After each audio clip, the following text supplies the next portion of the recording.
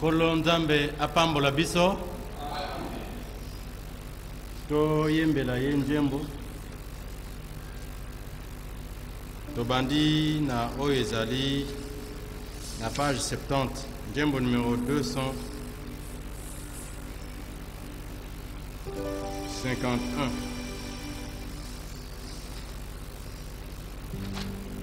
Voici Jésus, notre Sauveur.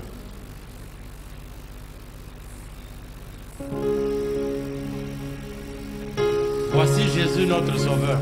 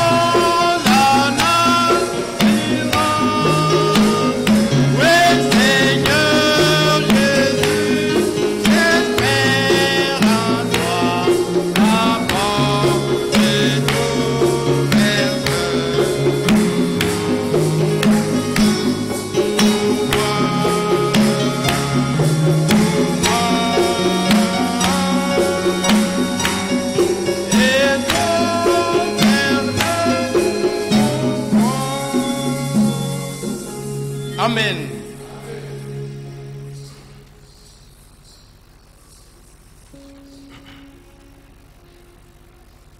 To koyemba njembo mosusu.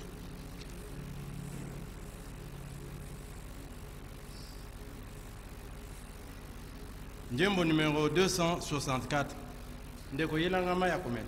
Ndiembo numéro 264. Page 74. Invoque-moi du sein de la détresse.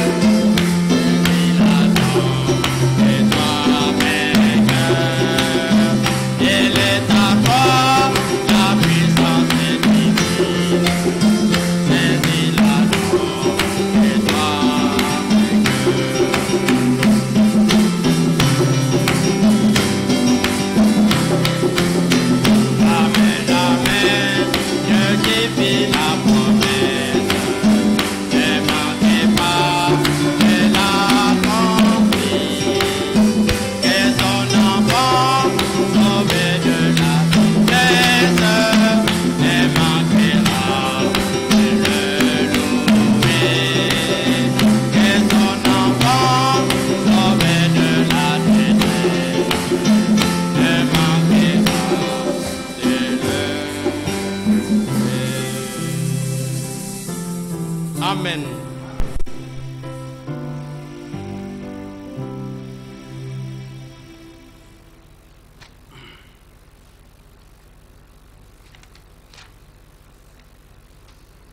Nous allons chanter un autre cantique.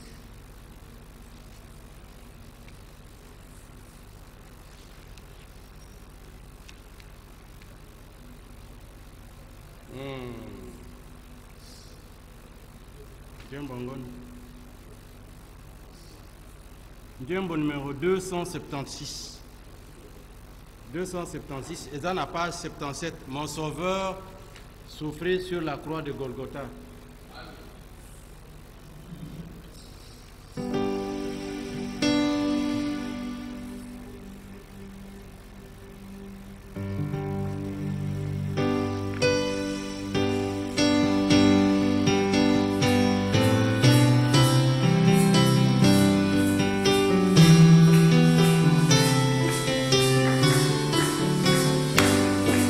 Ensemble, oh,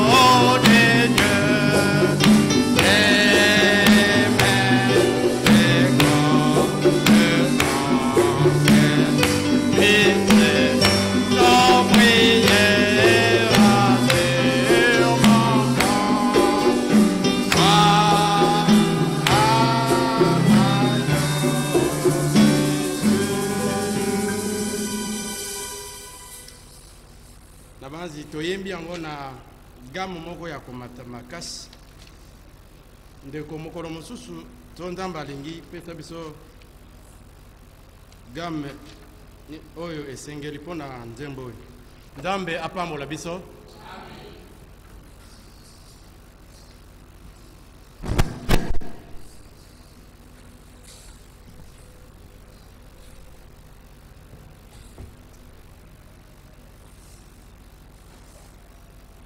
Nous saluons ce soir au nom du Seigneur Jésus-Christ.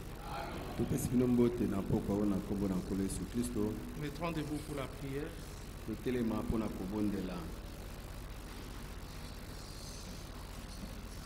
Lisons dans Matthieu chapitre 11, le verset 28. Ensuite, nous allons prier le Seigneur. Venez à moi, vous tous qui êtes chargés et fatigués. Je vous donnerai du repos. Est-ce qu'il y a des hommes et des femmes qui sont fatigués,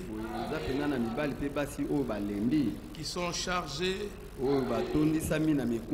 Jésus nous appelle à lui. Nous allons chanter le premier couplet de Tel que je suis. Et nous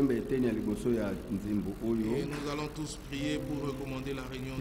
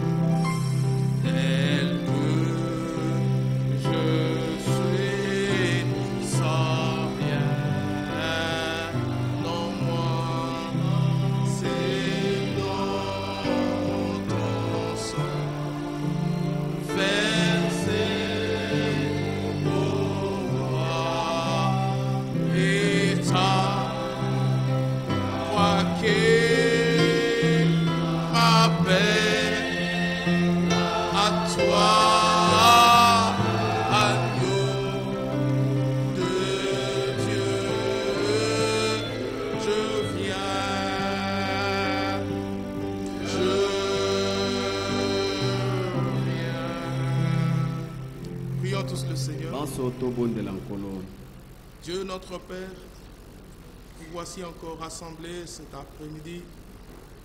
Nous voulons voir Jésus. Nous voulons que le surnaturel s'accomplisse dans nos vies.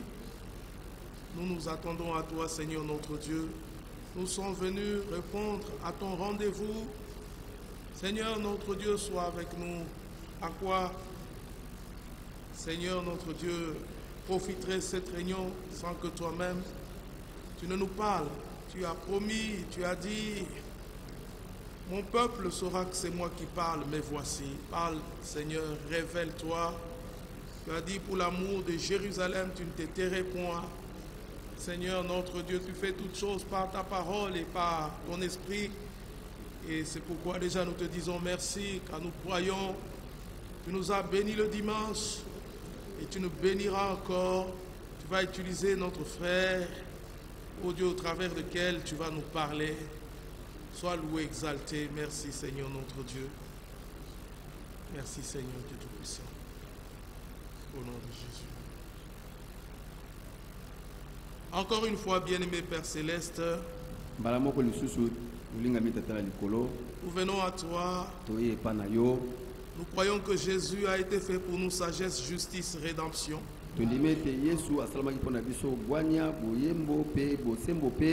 Jésus est tout pour nous. Nous croyons que la rédemption est accomplie. Il n'y aura pas une autre rédemption. Celle dont nous avons besoin est déjà accomplie. Tu nous as offert un plein pardon. Tu nous as offert une pleine guérison. Une pleine réconciliation.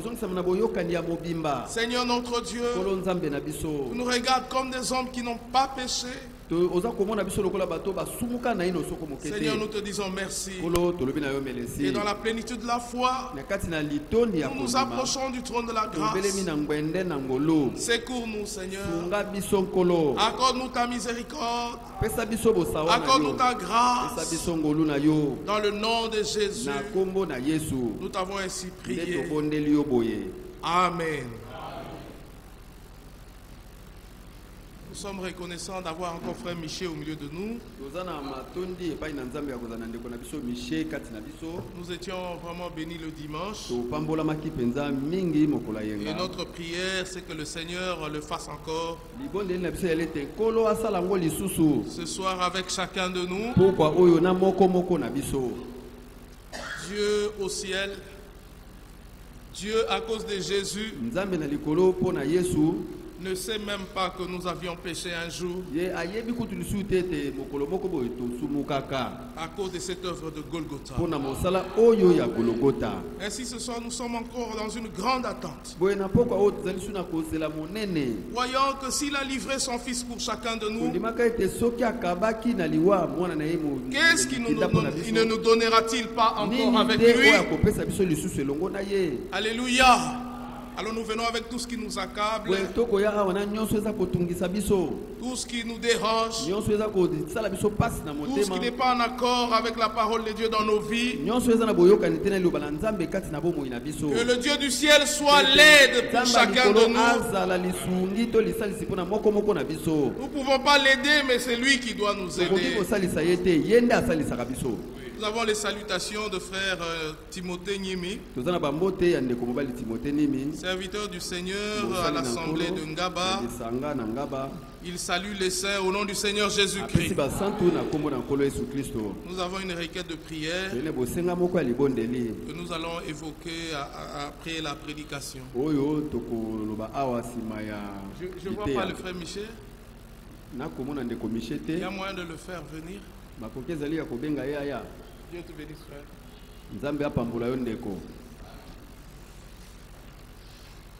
Mes frères et sœurs, que Dieu du ciel vous bénisse tous. Nous sommes encore dans la joie de nous retrouver dans la maison du Seigneur. Déjà, cette écriture qui nous a été lue, ce n'est pas un homme qui nous invite à aller à lui. C'est le Seigneur lui-même qui nous dit: venez à moi, vous tous qui êtes chargés et fatigués, et moi je vous donnerai du repos. C'est un Dieu qui ne ment point. Ce qu'il dit, il le réalise aussi. Celui qui est chargé ce soir, qu'il aille seulement à lui. Et il va trouver le repos. Regardez Hébreux chapitre 4. Ça, nous le croyons de tout cœur. Dieu dit ceci dans Hébreux chapitre 4e.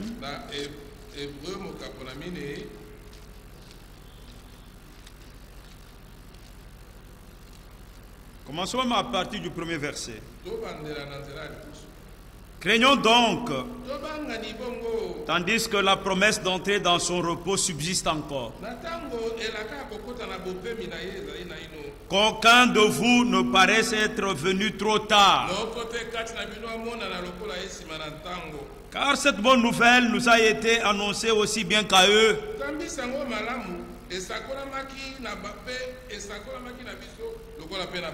Mais la parole qui leur fut annoncée ne leur servit de rien, parce qu'elle ne trouva pas de la foi chez ceux qui l'entendirent. Vous avez entendu comme eux, mais chez eux ça n'a pas trouvé la foi. Mais chez vous ça a trouvé la foi. Alors Dieu dit, parce qu'elle ne trouva pas de foi chez ceux qui l'entendirent. Mais pour nous qui avons cru, nous entrons dans le repos. Déjà nous sommes dans le repos de Dieu. À cause de la foi que nous avons. C'est pourquoi 1 Pierre, chapitre 5 dit, prenons même le verset 6. Humiliez-vous donc sous la puissante main de Dieu, afin qu'il vous élève au temps convenable. Parce que c'est lui qui nous invite à aller à lui, pour nous donner le repos. Et déjà en croyant, nous sommes dans le repos. Maintenant il dit au verset 7, déchargez-vous sur lui de tous vos soucis. S'il y a encore quelqu'un qui a des soucis, qu'il aille seulement à lui. Si vous allez chez un serviteur de Dieu, tu seras déçu. Parce que lui aussi a ses soucis. Il doit déposer au pied du Seigneur. Alors il dit, déchargez-vous sur lui de tous vos soucis. Car lui-même prend soin de vous. Voilà même que avant même que nous lui amenions ça, lui-même se fait garant. Il prend déjà nos soucis. C'est quoi la Bible dit dans le psaume, je crois, 139. Avant même que nous terminions la prière, lui qu'on la connaît déjà parfaitement. Tous nos besoins, tous nos désirs, il les connaît. Ah, que Dieu soit loué. Il y a une prédication de dimanche, vraiment. Il fallait toucher un peu sur cette prédication-là. Toucher un peu à cette prédication-là. La retransmission de dimanche-là.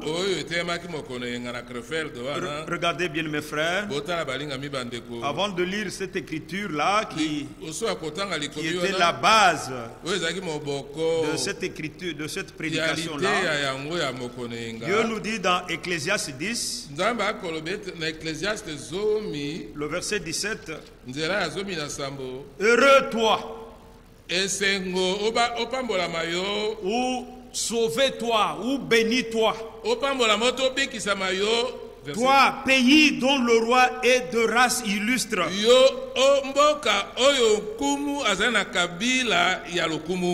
Est-ce que vous vous voyez heureux? C'est Dieu qui vous déclare heureux. Et dont les princes mangent au temps convenable. Chaque prédication, chaque parole, chaque nourriture que Dieu nous donne, c'est au temps convenable. Écoutez, pour soutenir leur force. Ah, Dieu nous donne ça pour soutenir nos forces. C'est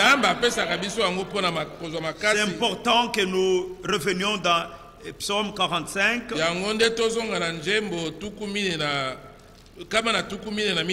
Le Seigneur a parlé de l'épée.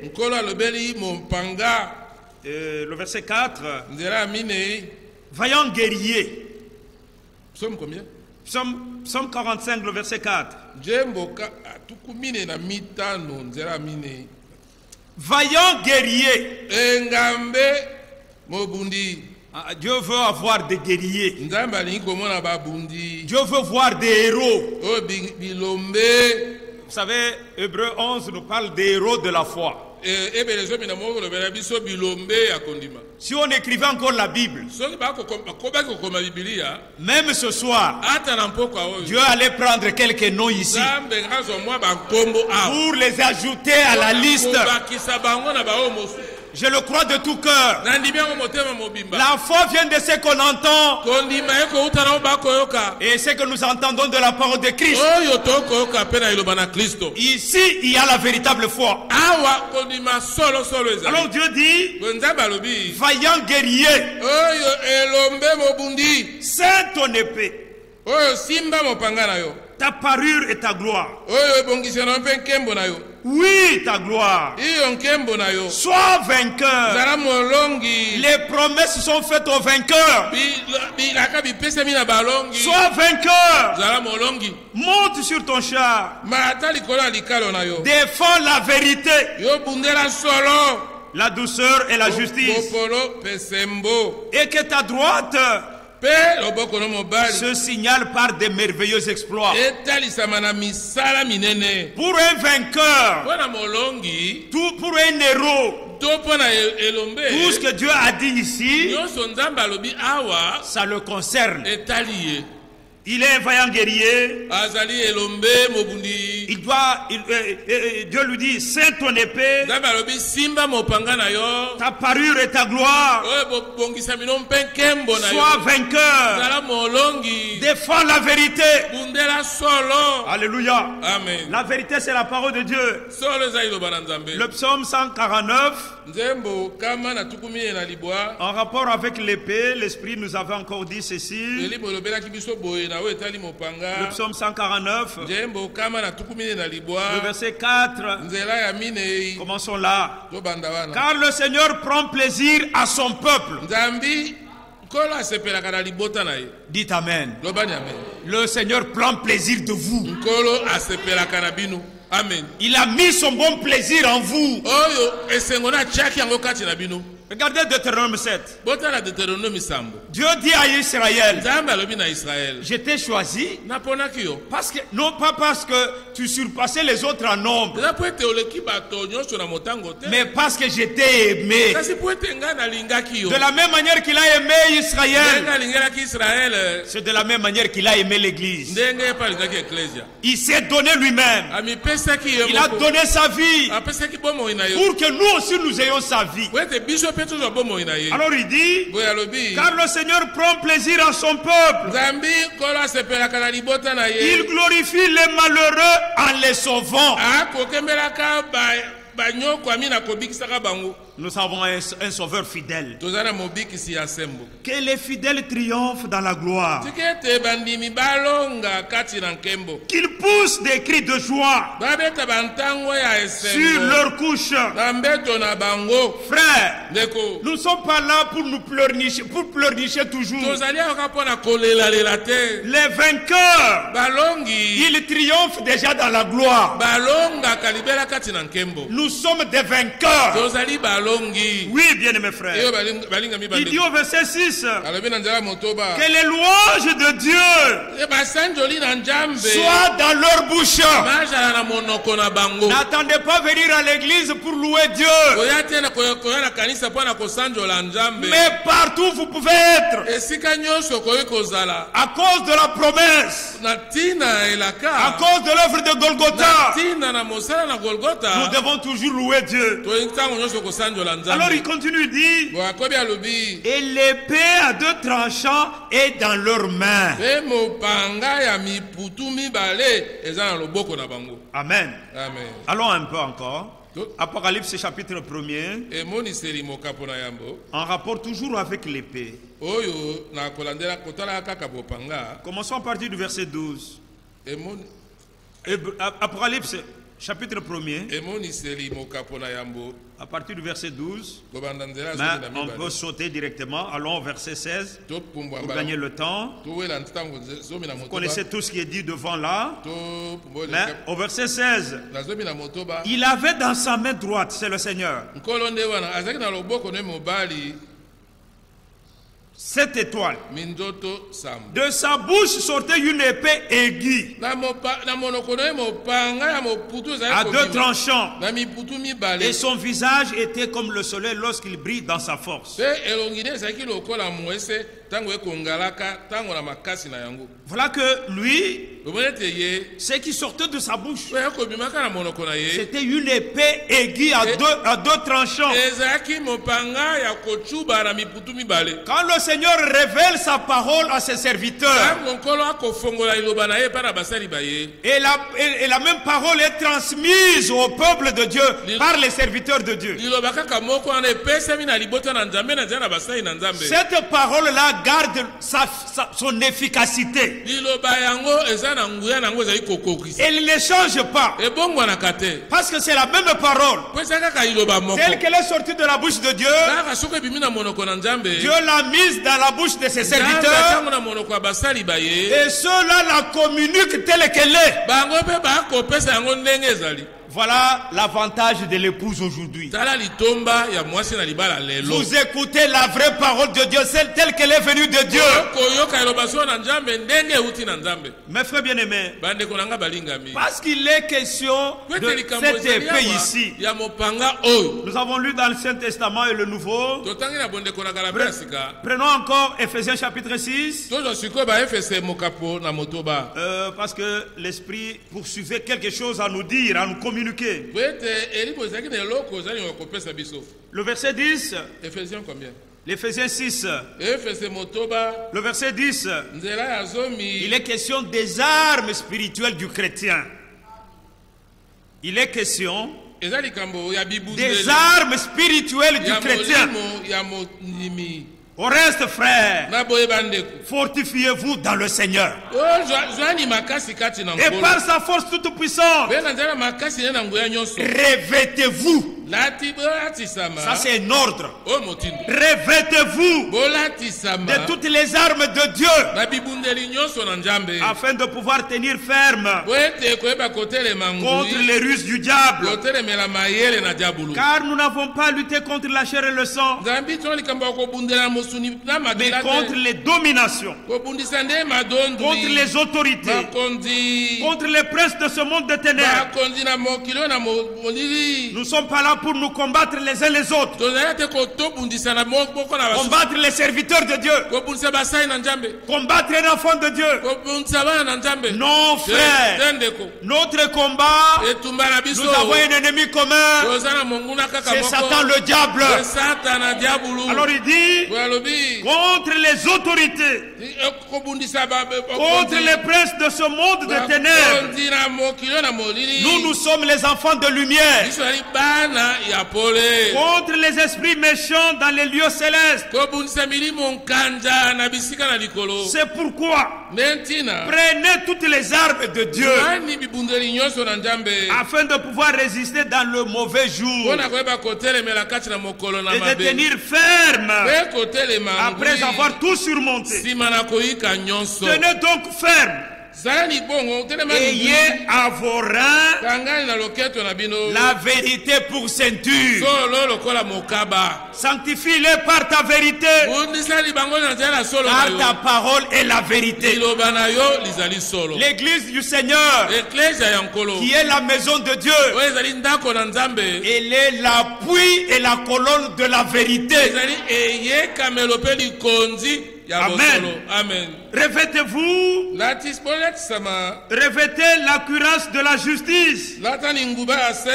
Nous devons être justes. Mettez pour chaussures à vos pieds le zèle que donne l'évangile de paix. Nous devons persévérer. Nous devons avoir du zèle et non la paresse, dit la Bible. Amen. Amen. Nous devons persévérer. La Bible dit dans Hébreux 10, après avoir persévéré. Je peux lire ça. Retenez ici. Je ne vais pas donner ma pensée, ma propre pensée. Ça doit être vers le verset 37 là-bas. Hébreux 10, vers 37. 36. Il dit ceci. Car vous avez besoin de persévérance. Qui peut dire Amen? Chaque jour que nous avons réunion, notre cœur doit battre. Mardi, jeudi, dimanche. Et même les jours de retransmission, si vous avez le temps. Ou sinon vous réécoutez ça. Amen. Amen. C'est comme dire, hein? Ici nous avons 6 réunions dans la semaine. Qui peut dire Amen à ça? 6 réunions. Faites tout pour écouter ça. Car vous avez besoin de persévérance. Vous avez besoin du zèle. Non la paresse. Afin qu'après avoir accompli la volonté de Dieu, vous obteniez ce qui vous est promis. Disons encore Amen. Dieu est lié à sa parole.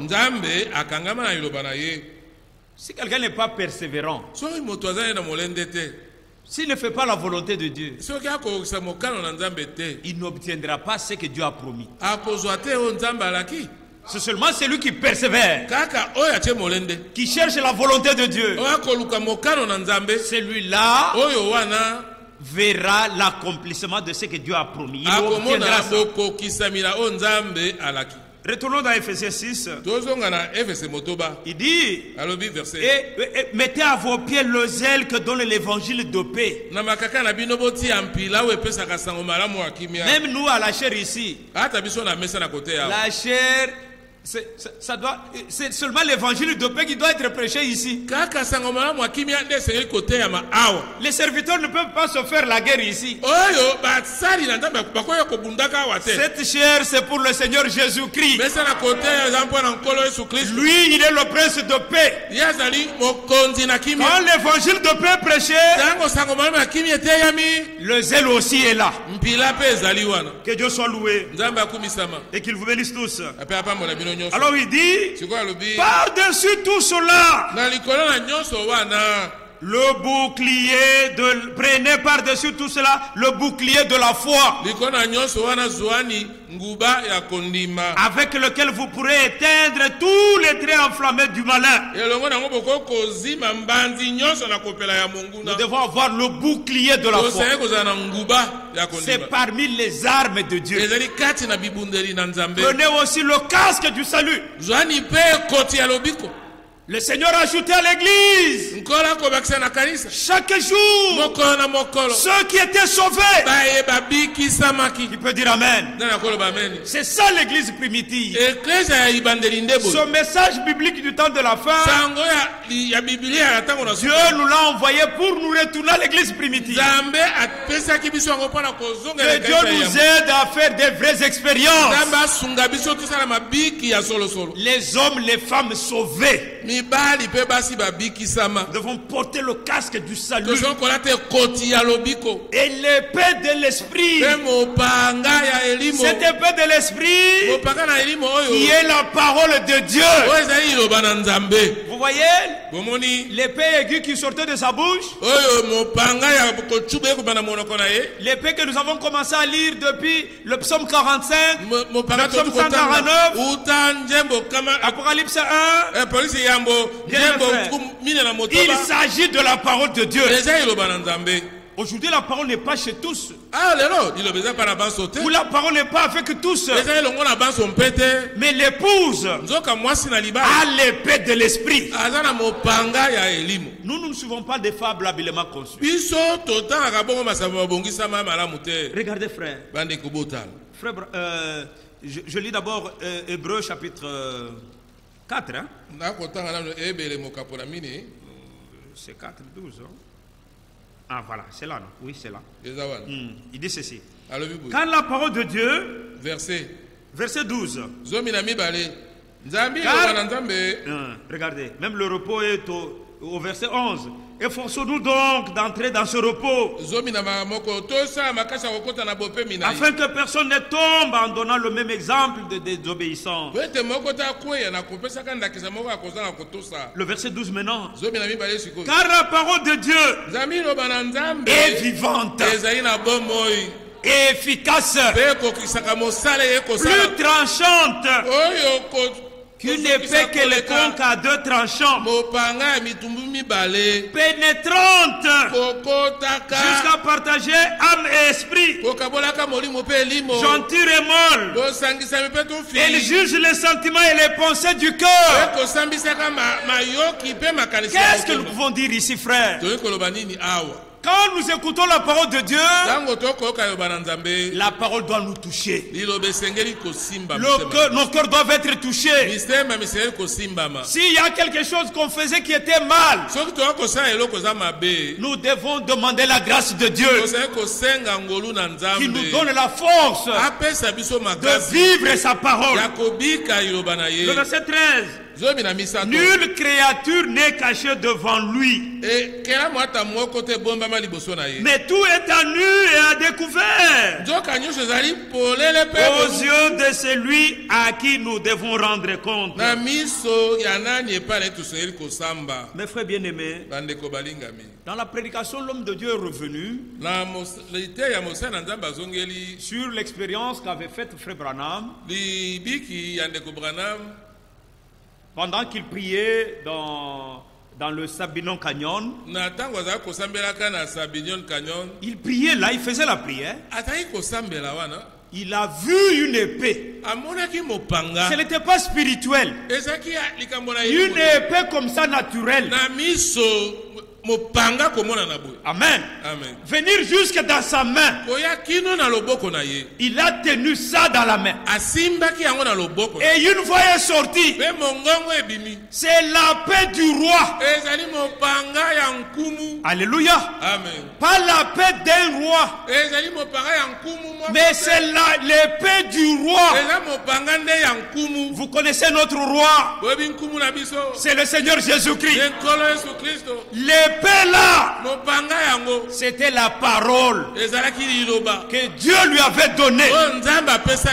Bien mes frères, je m'étais noté quelque chose là qu'il dit dans cette prédication là, la brèche entre les âges, les 7 âges et les 7 sceaux. Il dit ceci: je suis donc monté de bonne heure au-dessus du Sabinon Canyon.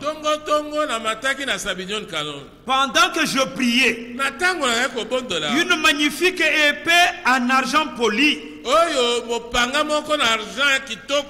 tranchante, avec une garde en or. L'or, c'est la divinité. Elle est tombée dans mes mains avec une poignée de perles exactement adaptée à ma main. Oh, gloire à Dieu. Dieu nous connaît tous. Bien aimé, même la dimension de ta main là, Dieu connaît ça. S'il veut faire la chose, il l'a fait parfaitement. Nous chantons, il sauve parfaitement, il guérit parfaitement, il baptise du Saint-Esprit parfaitement. Tout le Seigneur le fait parfaitement. Oui, parce que Branham était dans son âge. Dieu ne pouvait pas lui donner une parole qui n'était pas appropriée. C'est pourquoi la poignée de perles exactement adaptée à ma main, une voix a dit: c'est l'épée du roi. Bien mes frères, regardez, nous avons lu dans Ephésiens 6 que l'épée, c'est l'esprit de l'esprit, c'est la parole de Dieu. Regardez, quand on arrêtait le Seigneur, Pierre lui ne savait pas que il s'agissait des choses spirituelles. Il fallait que la parole de Dieu s'accomplisse sur tout ce que Dieu avait déjà dit sur le Seigneur. Mais Pierre a voulu agir avec la chair. Prenons un peu Matthieu. Il avait aussi pris une épée. Pardon? Il avait aussi pris une épée, mais qui n'était pas appropriée. Il ne fallait pas ça. Le verset 51. Matthieu combien? Matthieu 26.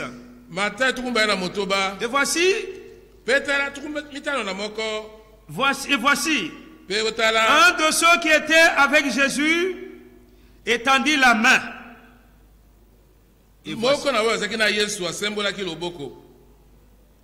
et tira son épée. Il frappa le serviteur du souverain sacrificateur et lui emporta l'oreille. Alors Jésus lui dit, remets ton épée à sa place, car tous ceux qui prennent l'épée périront par l'épée. L'épée de l'esprit, nous l'utilisons pour les choses spirituelles. Nous ne pouvons pas prendre les épées de ce monde ici pour commencer à nous combattre, comme Pierre l'avait fait ici. Le Seigneur lui dit, penses-tu que je ne puisse pas invoquer mon Père qui me donnerait à l'instant plus de 12 légions d'anges? Comment donc s'accompliraient les Écritures? Très bien traduit, mon frère. D'après lesquels il doit en être ainsi. Avez-vous aussi compris? C'est-à-dire l'arrestation du Seigneur. Tout ce qu'on devait faire avec lui là, c'était pour que les Écritures s'accomplissent. Pierre ne pouvait pas empêcher ça.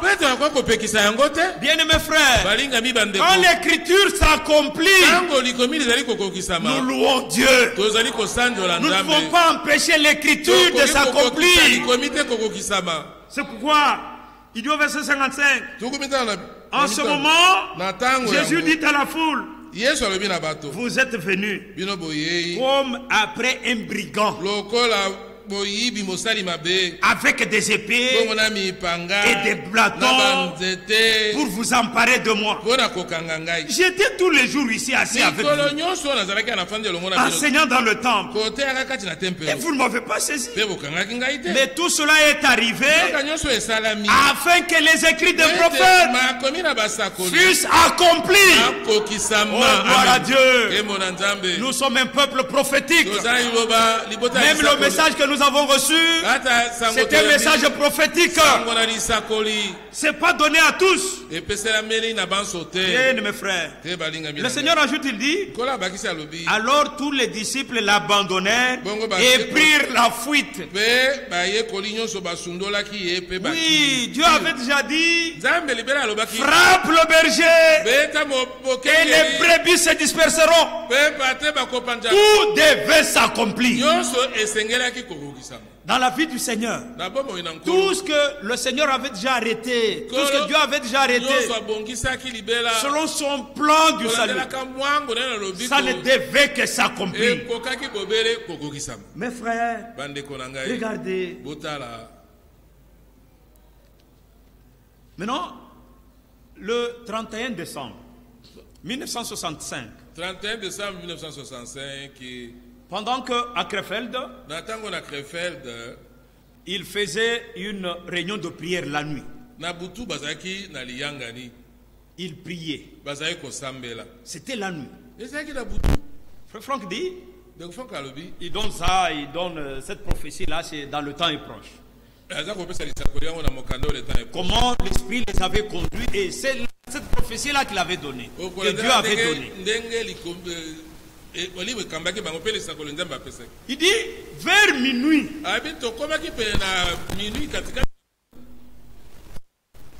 il lui fit une prophétie. Bien mes frères, nous aimons les prophéties. Nous aimons les vraies prophéties. Nous n'aimons pas les choses qu'on peut fomenter, tout ça. D'ailleurs, dans cette prédication-là, il dit, si nous avons la parole révélée, on ne peut même pas donner le temps à quelqu'un pour venir nous raconter ses songes. Avez-vous compris? Oh, j'ai reçu, j'ai songé, j'ai rêvé. Nous avons la parole, ça nous suffit. Amen. Maintenant, regardez, frère.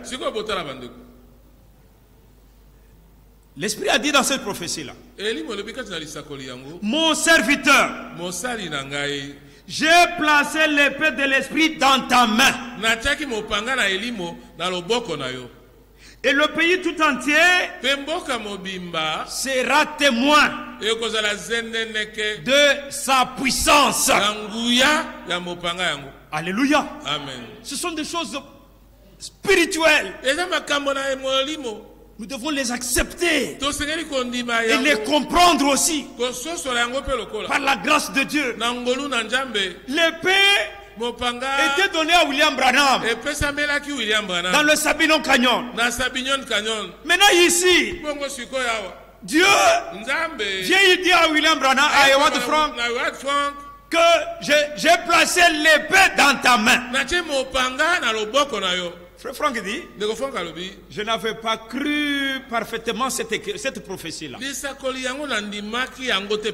voyez, quand quelqu'un est spirituel, il comprend toutes choses spirituellement. Il a le discernement des choses les meilleures. Il a le discernement des choses les meilleures. Il dit, non, l'épée est entre les mains de William Branham. Comment moi, Dieu peut venir me dire que j'ai placé l'épée dans ta main? Vous voyez, en ce moment-là, ce n'était pas comme maintenant où un événement se fait, téléphone et tout ça. Il a attendu jusqu'au 5 janvier. C'est alors qu'il a su que Frère Branham était retourné à la maison. C'est alors qu'il a compris que l'épée qui était avec William Branham est maintenant avec Howard Frank. Frère, Amen. Nous sommes dans les choses vraies. Nous sommes dans le bon. Vous verrez le Seigneur. Tout ce que Dieu nous a promis, ça s'accomplira. Nous ne suivons pas des fables habilement conçues. Frère, il dit, le 24 décembre 1965, décembre 1965. C'était même le jour que Frère Branham retournait à la maison. Et ça coïncidait avec l'anniversaire de Frère Frank. Il a vu Frère Branham qui montait. Alléluia. Amen. Il montait. Il a même crié. Il a dit, Frère Branham, comment tu montes comme ça? Tu n'es quand même pas le fils de l'homme. Alléluia. Amen. Frère, c'est seulement Élisée qui a vu comment Élie montait. Et c'est à Élisée qu'une portion double était donnée. Nous sommes dans le bon. Oh frère, nous pouvons tout manquer de ce monde. Nous pouvons tout manquer de ce monde. Mais l'épée de l'esprit, nous l'avons. Dieu nous l'a donné. La même parole dans la bouche de Branham, dans la bouche de Howard Frank, c'est la même parole dans la bouche des serviteurs établis ici. Oh, que Dieu soit loué. Frère bien-aimé, l'homme de Dieu Howard Frank dit, c'est lui qui écoute la voix de Dieu aujourd'hui, il écoutera aussi le cri de commandement ce jour-là. Amen. Quelqu'un qui n'écoute pas la vraie parole aujourd'hui, comment peut-il s'attendre à écouter le cri de commandement? Ça n'arrivera pas. Oh, que Dieu soit loué. Mes frères bien-aimés, regardez. Nous ne sommes pas des fanatiques. Quand l'Esprit a dit, le monde entier sera témoin, le pays sera témoin de la puissance de Dieu. À cause de cette épée qui est dans ta main. Quel serviteur de Dieu a parcouru comme ça? Autant de pays pour annoncer l'évangile éternel. Autant de villes pour annoncer l'évangile. L'évangile éternel. L'évangile du royaume. Oh frère, même les miracles. Regardez, le fait seulement que nous croyons. La dernière réunion ici à Kinshasa. La dernière réunion ici à Kinshasa en 2015. Combien avaient cru? Plus de 500 personnes. Quel miracle, frère! Vous attendez quoi? Quelle puissance vous voulez voir? Seulement les aveugles qui doivent recouvrir les yeux. Même ça c'est arrivé. Amen. Mais le grand miracle, c'est quand Dieu prend un pécheur, il fait de lui un saint. Ah, regardez. Frère Franck, dans ses expériences, il dit à Dieu, comme Dieu lui avait dit, mon serviteur, ton temps pour cette ville sera bientôt terminé. Tu iras de ville en ville pour annoncer ma parole. Les villes dans le monde entier, c'est combien? C'est beaucoup, beaucoup, beaucoup. Il a dit, Seigneur, si c'est toi, comme c'est toi, je te demande deux choses. La première, je veux que, comme c'est toi qui m'envoies, que tu mettes des moyens à ma disposition. Que je ne sois pas un mendiant. La deuxième chose, ceux qui vont écouter l'évangile par ma bouche, qu'ils soient sauvés et que je les revoie dans la gloire. Frère, la première demande, qui d'entre nous peut douter que Dieu a exaucé ça? Dieu a exaucé. Les moyens étaient là. Ça continue à être là. Nous, même à l'intérieur, on nous envoie même le matériel. Les voyages se sont faits jusqu'à ce que le corps s'est fatigué. Gloire à Dieu. Et la deuxième demande, ceux qui écouteront l'évangile, la parole, par ma bouche, qu'ils soient sauvés. Moi, le fait que j'écoute la parole par sa bouche ne fallait pas me dire tu n'es pas sauvé, je le suis. Si toi tu veux douter, doute. Mais je crois que vous ne doutez pas. Vous êtes sauvés, n'est-ce pas? Et Dieu a dit, et il a dit à Dieu, et je les revois dans la gloire. Nous serons dans la gloire. Oh frère, nous aimons ces choses. Regardez. Les branhamistes ne peuvent pas comprendre ça. Mais nous les comprenons par la grâce de Dieu. Nombre 27. Regardez. Dieu dit ceci. Prenons même à partir du verset 16. Nombre 27. Le verset 16. Que l'Éternel, le Dieu des esprits de toute chair,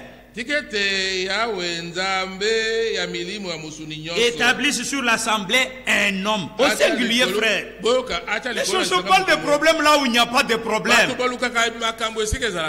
Dieu voulait qu'un seul homme soit établi, qui sorte devant eux et qui entre devant eux. Ici c'est après la mort de Moïse. Vous savez, bien mes frères, il y a beaucoup d'analogies. Analogies, comparaison. Entre le ministère de Moïse, on mettait le ministère de Moïse et de Josué, et celui de Branham et de Ward Frank. Regardez, ici, après que, comme Moïse devait partir, il fallait qu'un homme soit établi. Le verset 18. L'Éternel dit à Moïse, prends Josué, fils de Nun. Frère, dans le royaume de Dieu, nous ne cherchons pas à nous établir. Nous ne cherchons pas à nous placer. Nous avons vu comment quelques serviteurs se battaient. Non, c'est moi qui ai remplacé Frère Firmin. Est-ce que Frère Firmin avait besoin que quelqu'un vienne le remplacer? Non, frère. Firmin a fait ce qu'il a fait. Toi, fais ce que Dieu te demande de faire. Ici, c'est Dieu qui a dit à Moïse, prends Josué, fils de Nun, homme en qui réside l'esprit, et tu poseras ta main sur lui. Dans la circulaire 52e, Frère Franck, dit qu'après que Frère Branham lui ait expliqué la vision qu'il avait eue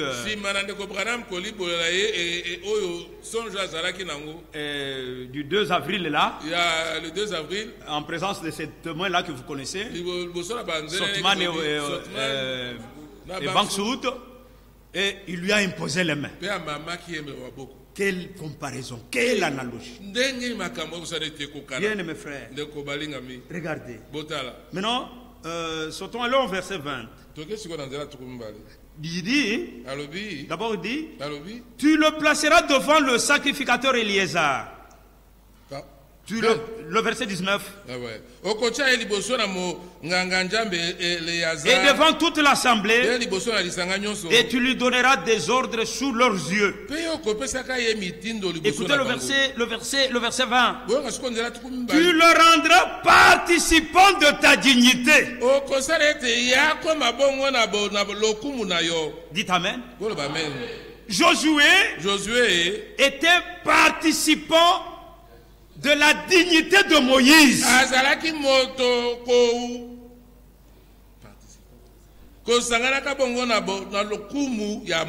Il participait à la même dignité.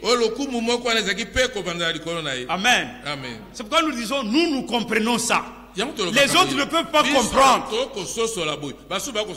La même considération que nous faisons à William Branham, comme les enfants d'Israël le faisaient à Moïse, c'est de la même manière qu'ils devaient considérer Josué. La même manière que nous considérons William Branham, c'est de la même manière que nous considérons Howard de France. Ça c'est pour nous. Amen. Bien mes frères, oh Dieu nous aime. Vous savez, nous sommes dans la maison de Dieu. Dans la maison de Dieu, c'est Dieu lui-même qui place qui il veut, qui fait ce qu'il veut. Il nous impose certaines choses. Même parfois, c'est que nous, on ne peut pas vouloir. Mais lui le fait. Dans sa souveraineté, il le fait. Et nous devons seulement obéir. Nous devons seulement plier à la volonté de Dieu. Regardez, je vous avais déjà lu cette écriture dans 1 Timothée chapitre 3. Il dit au verset 14 et 15, je t'écris ces choses avec l'espérance d'aller bientôt vers toi, mais afin que tu saches, si je tarde, comment il faut se conduire dans la maison de Dieu. Ce n'est pas la maison d'un homme. Ce n'est pas la maison d'un pasteur, d'un prophète. Même l'église n'appartient pas à Branham. C'est un serviteur. Il a fait ce que Dieu lui avait demandé de faire. Et Dieu l'a retiré. Alléluia. Amen. Paul pouvait dire, qui est Apollo, qui est Paul? Des serviteurs inutiles. Celui-ci a planté, l'autre a arrosé. Celui qui a quelque chose, c'est celui qui fait croire. C'est lui qui fait croître, c'est Dieu. Oh frère, c'est pourquoi maintenant il dit, il faut que tu saches comment se conduire dans la maison de Dieu, qui est l'église du Dieu vivant, la colonne et l'appui de la vérité. Vous savez frère, si c'est une maison, il faut qu'elle soit bâtie. Il faut qu'il y ait quelqu'un qui en est propriétaire. Matthieu 16. Sur ce roc, je bâtirai mon église. Lui-même est le bâtisseur. Il est le fondateur de son église. Nous sommes seulement les sujets dans sa maison. Amen. Il fait ce qu'il veut. Parce que c'est sa maison. Il met de l'ordre comme il veut. Alléluia. Amen. Regardez. Même dans nos maisons naturelles ici, si tu as ta maison, tu peux toi-même vouloir des choses qui doivent être dans cette maison-là. Tu vas mettre de l'ordre parce que c'est ta maison. Tu peux dire, ah non, je n'aime pas que ces choses soient ici, que ça soit ici. Parce que c'est ta maison. Tu vas faire ça. Si tu vois un frère, une soeur qui vient, oh frère, pourquoi tu as fait ça? Non, enlève ça, mets là-bas. C'est du désordre. Si tu lui dis, non frère, ce n'est pas ta maison. Va mettre de l'ordre dans ta maison. Bien aimé frère, nous sommes dans la maison de Dieu. Et dans sa maison, il a son ordre. Il nous impose sa doctrine. Amen. Il nous impose. C'est pourquoi nous le respectons comme tel. Bien aimé frère, regardez. Acte chapitre 20, il dit ceci. Vous connaissez ces écritures. Il dit ceci. Acte 20, commençons à partir du verset 27. Même 26. Ayant l'esprit, l'épée de l'esprit, Paul pouvait dire ici, c'est pourquoi je vous déclare aujourd'hui que je suis pur du sang de vous tous, car je vous ai annoncé tout le conseil de Dieu sans en rien cacher. Tout le conseil de Dieu, bien aimé frère, nous l'avons déjà. Dieu nous a envoyé un prophète, il nous a envoyé un scribe, un enseignant. Nous avons tout le conseil de Dieu. Prenez donc garde à vous-même et à tout le troupeau sur lequel le Saint-Esprit vous a établi évêque pour perdre l'église du Seigneur. Voyez, l'église du Seigneur. Pas l'église d'un représentant légal, d'un quelconque apôtre. L'église du Seigneur qu'il s'est acquise par son propre sang.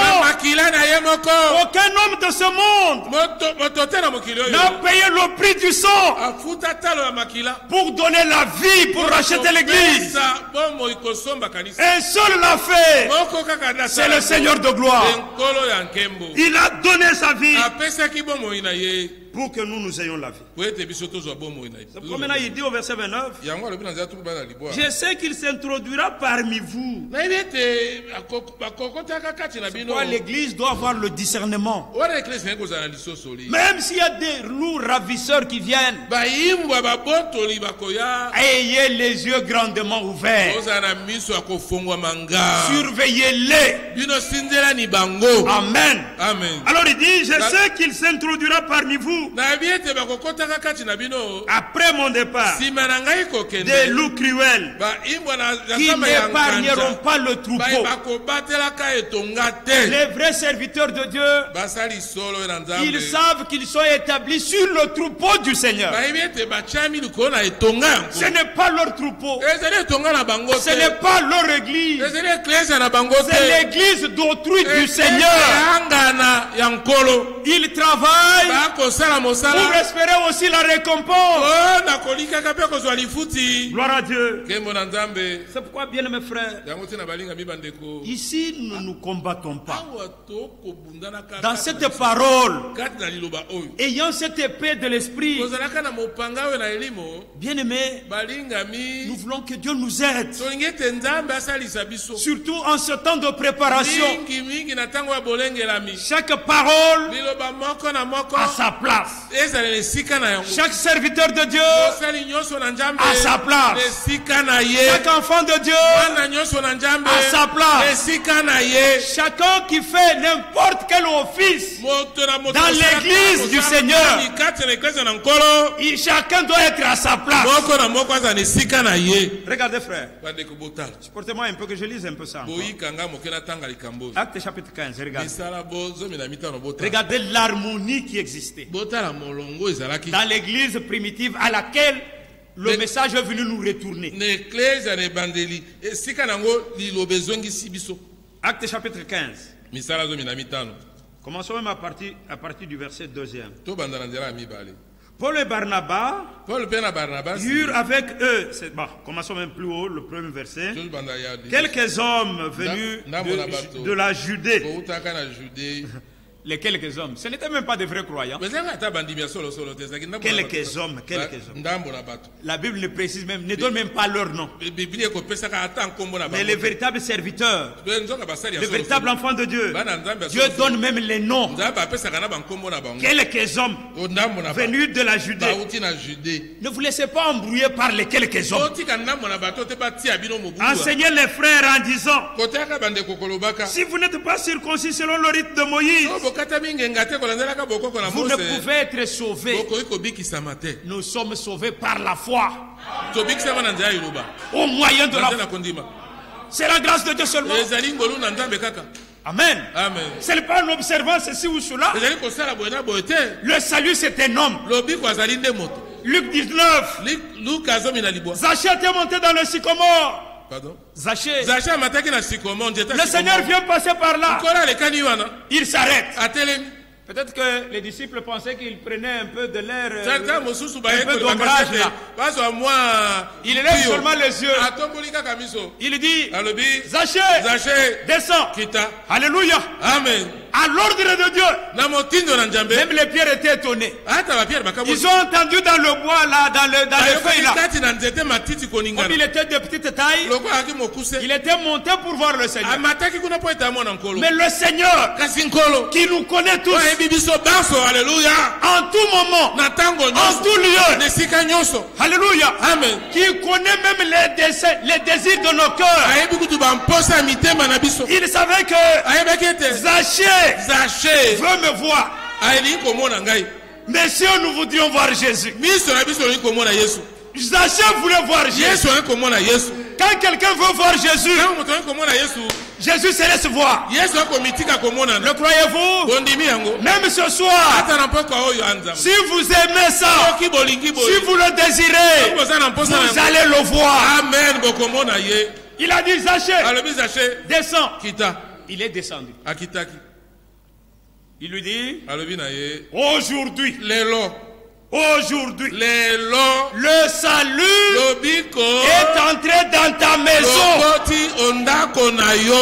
Qui était le salut? Lui-même était le salut. Il a rencontré le Seigneur. Il l'a vu. Celui que tu voulais voir, c'est moi. Moi ici, j'entre en toi. Et au même instant, sa vie a changé. Nous ne pouvons pas rencontrer le Seigneur et rester les mêmes.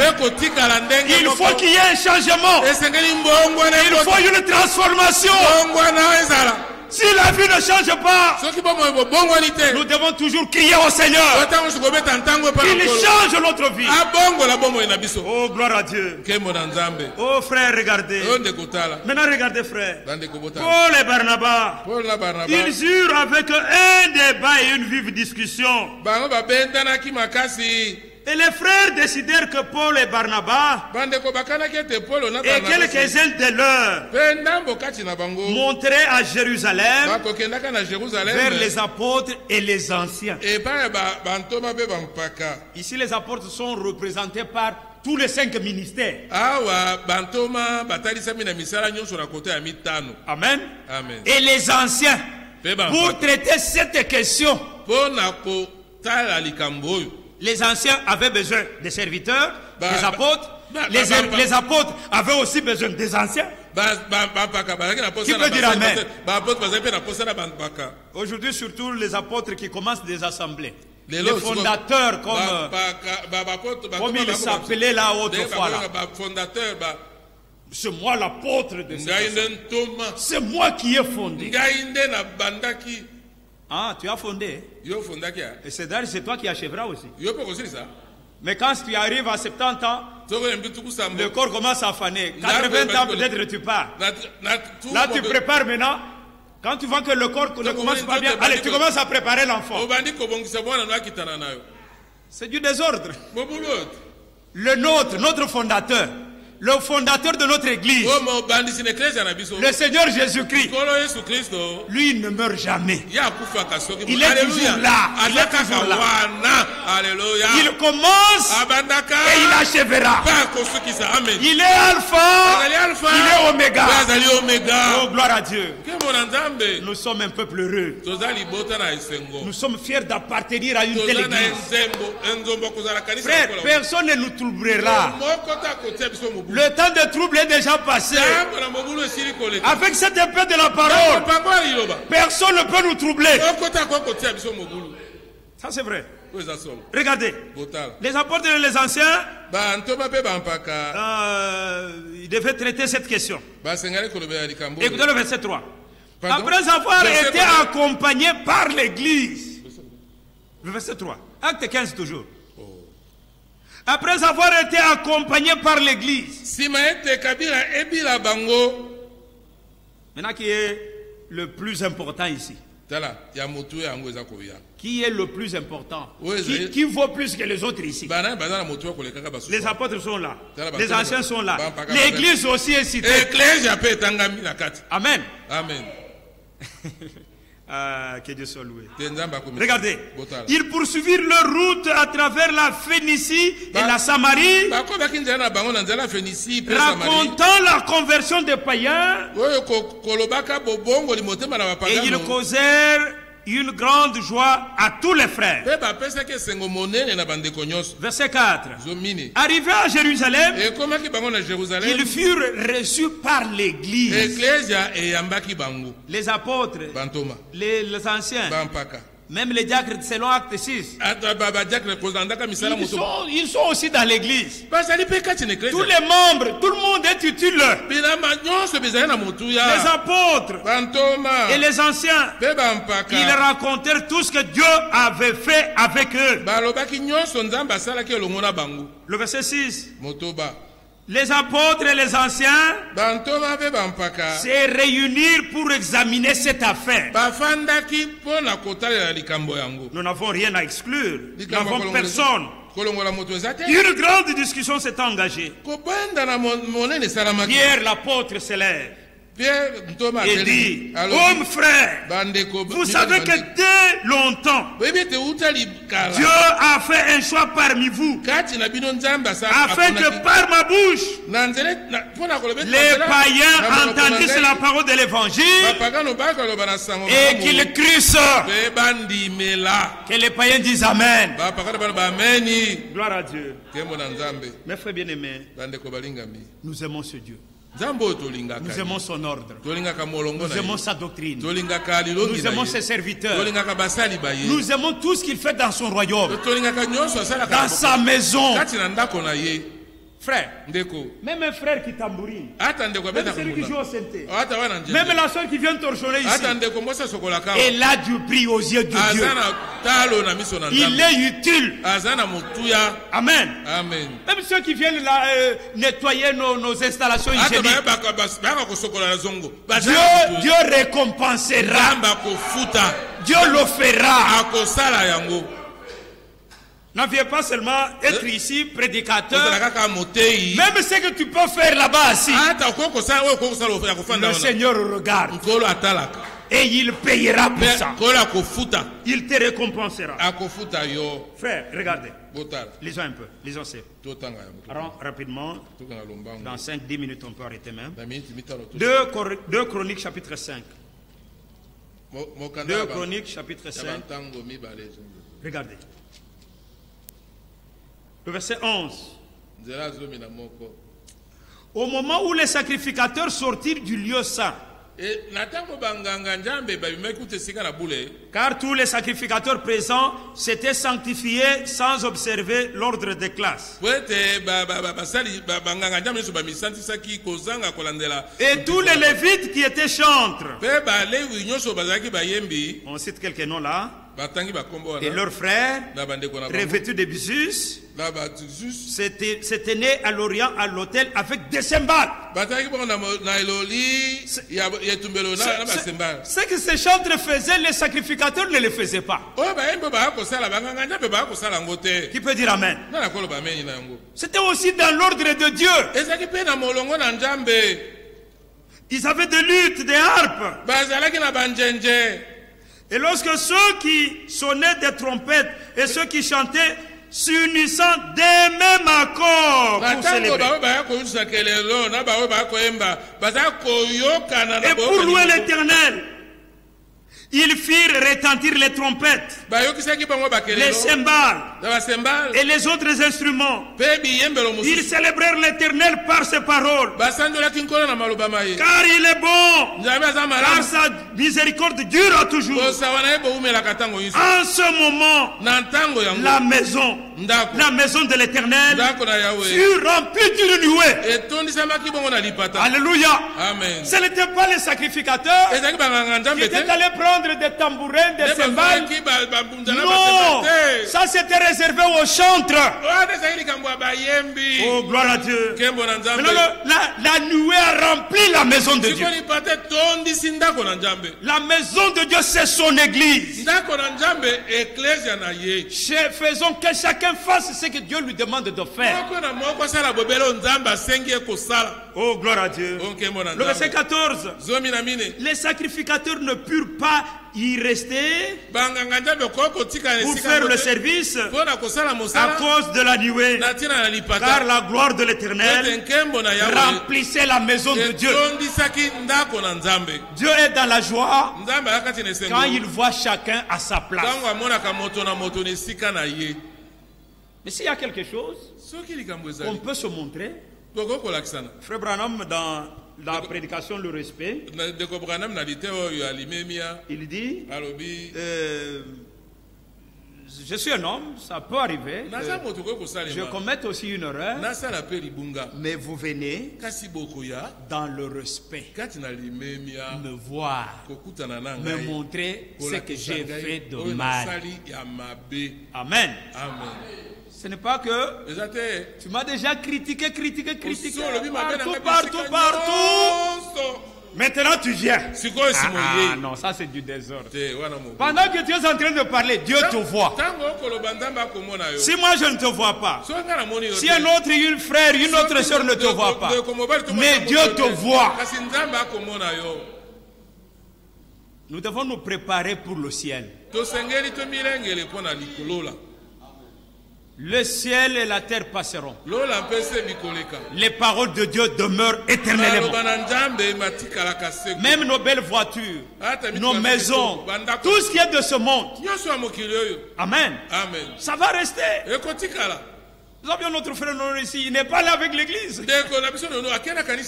Une fois nous étions dans le Katanga, le frère Kazarikambo de Kabov, de Kipouche est mort. Nous le sortons de la morgue. Il était mort à Lubumbashi. Nous le prenons là pour l'amener à Kipouche. Nous venons passer l'église comme sur l'avenue La Bossenge là-bas. On passe comme ça. L'église ici, nous allons à la maison.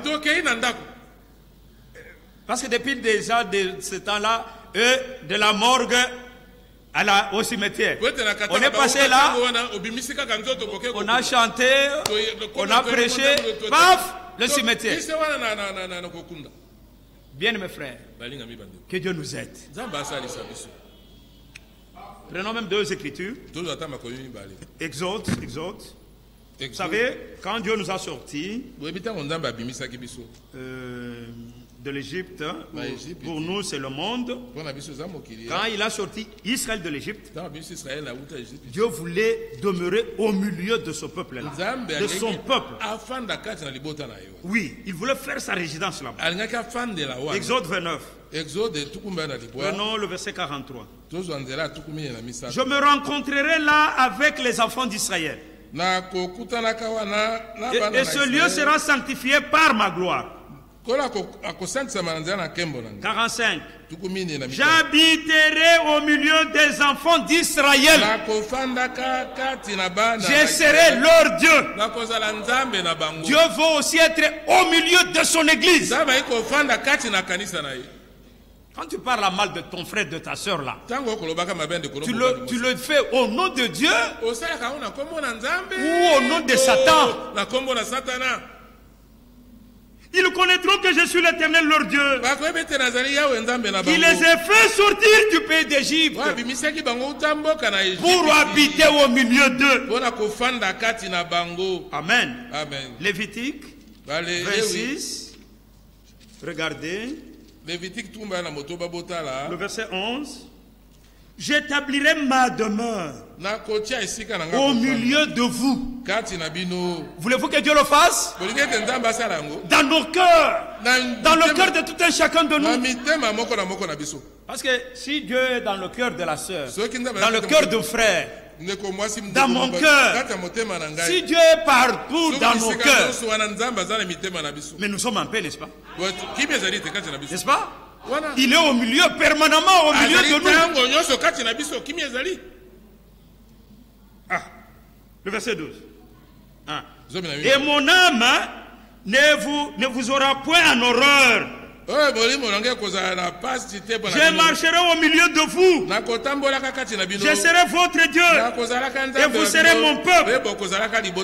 Je suis l'Éternel votre Dieu, qui vous a fait sortir du pays d'Égypte. Dieu nous a sortis du monde, des dénominations, qui vous a tiré de la servitude. Là-bas nous étions des esclaves du monde. Ici nous sommes esclaves du Seigneur. J'ai brisé les liens de votre joug. J'ai brisé. Il faut que ce soit une réalité. Tu peux te regarder, t'examiner.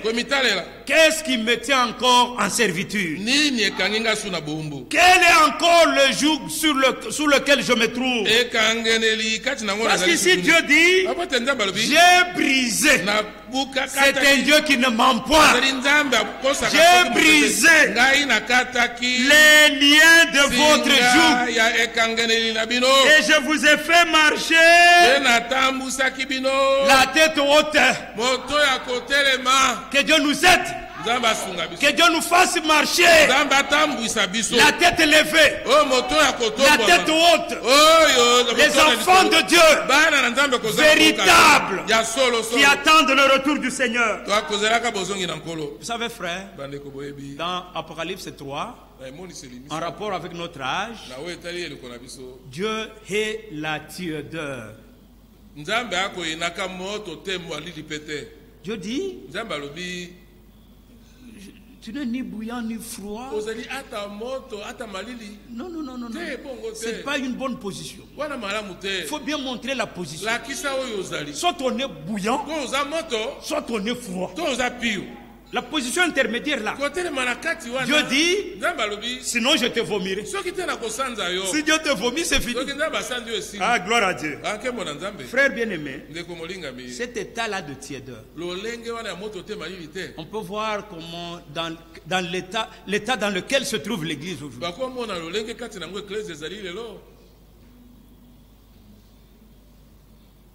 Supportez-moi. Supportez-moi. Que je lis ça. Acte. Regardez. Acte 2, 43, je crois. Regardez. Il dit, la crainte s'emparait de chacun. Et il se faisait beaucoup de prodiges et de miracles parmi les apôtres. Amen. Quand chacun de nous aura la crainte de Dieu,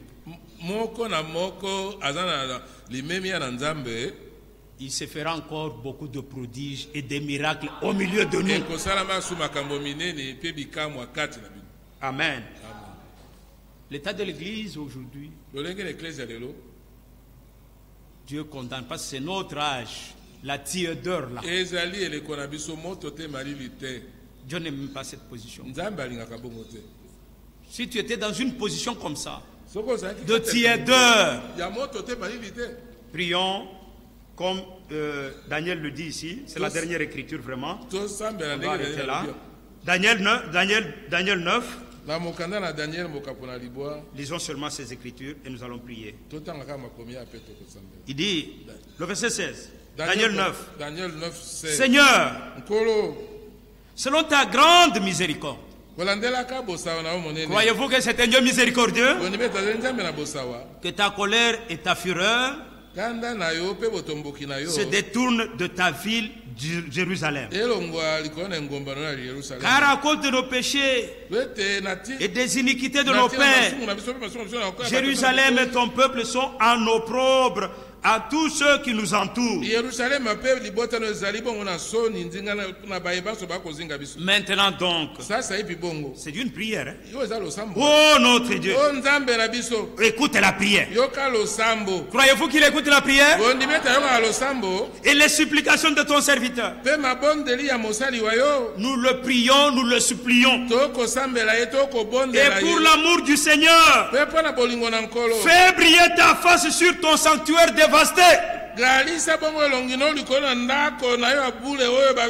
S'il y avait un frère, une soeur qui voulait la dévastation ou la destruction de l'œuvre de Dieu, que Dieu lui pardonne, que lui-même demande pardon à Dieu, qu'il prie, le Dieu miséricordieux lui pardonnera. Il dit au verset 18, mon Dieu, prête l'oreille et écoute, ouvre les yeux et regarde nos ruines.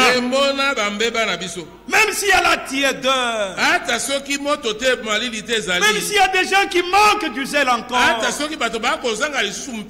toutes ces ruines-là, disons à Dieu, regarde nos ruines. Regarde la ville sur laquelle ton nom est invoqué. Regarde cette église sur laquelle ton nom est invoqué.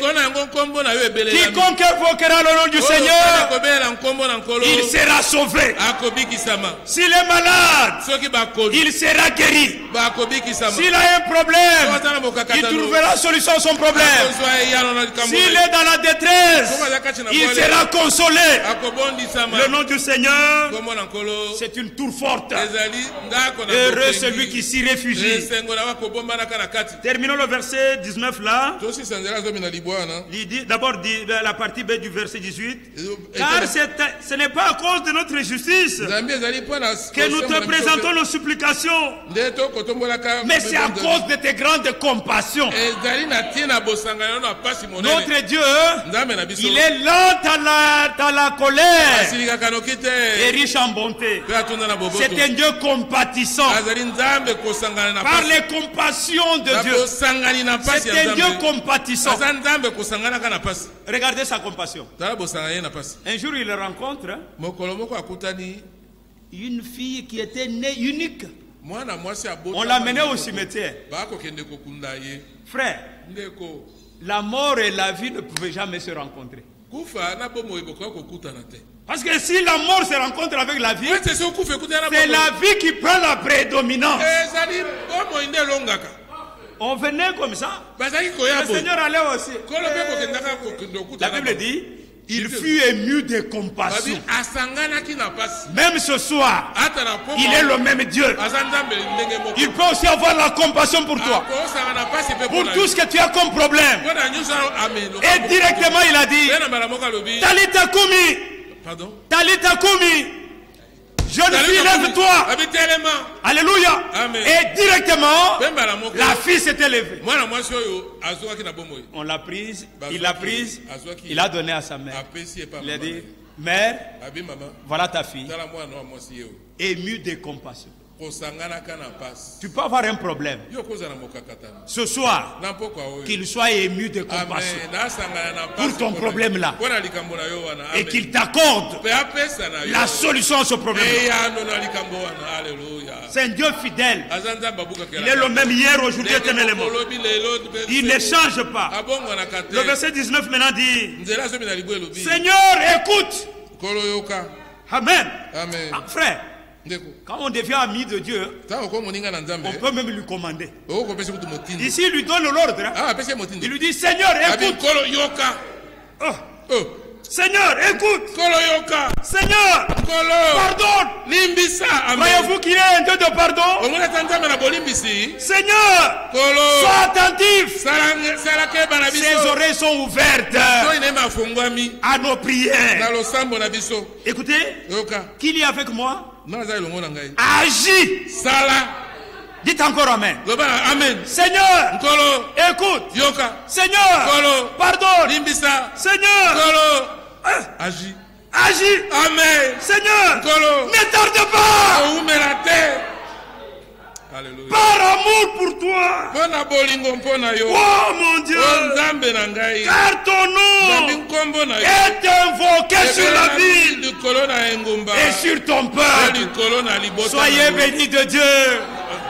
Que Dieu vous bénisse.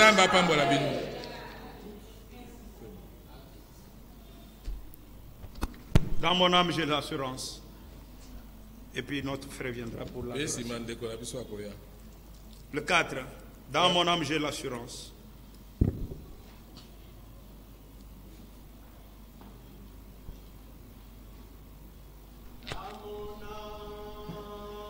J'ai l'assurance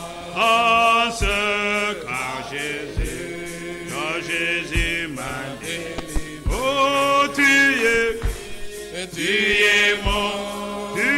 mon puissant soutien. Oh, mon refuge. Oh, toi Jésus. Toi Jésus, soutiens ma foi. Me voici, je suis là.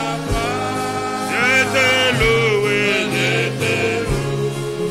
te loue,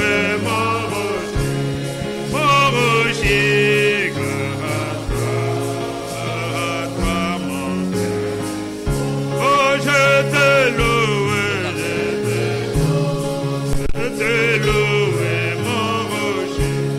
mon rocher, grâce à toi, mon Père. Plus rien ne te résiste. Oh, tu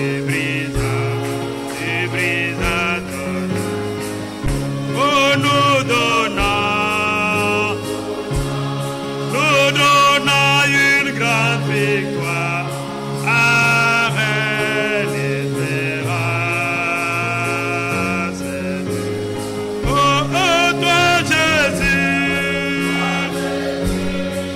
toi Jésus, saute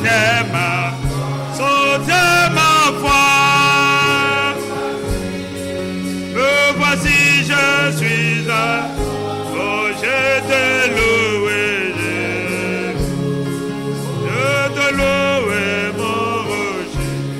mon rocher, 43, mon cœur. Oh, je te loue, mon rocher, 43, mon cœur. Oh, quand ton cri retentira. Oh, tu viendras sur la. Oh, tout est prêt pour tes élus. Oh, Jésus, oh, toi Jésus,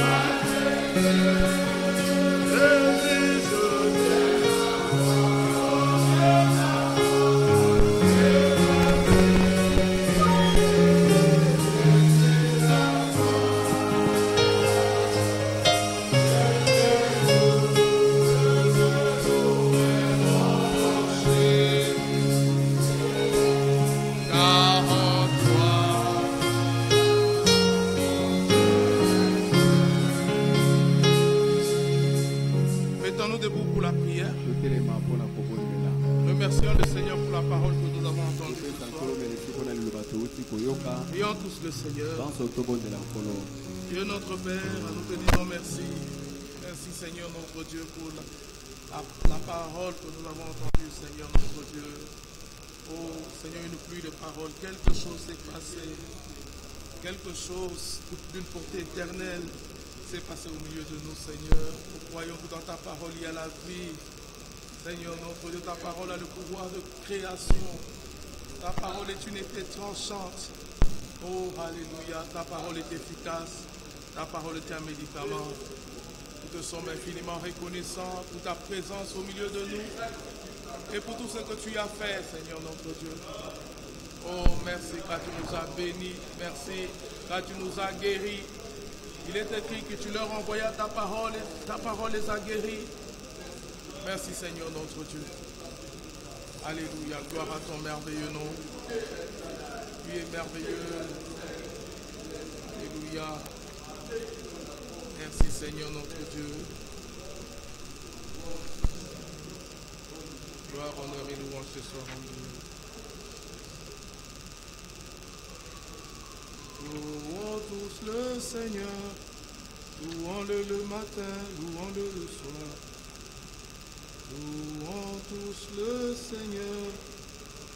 Louons-le en tout temps. Frère Jean, on peut chanter ça.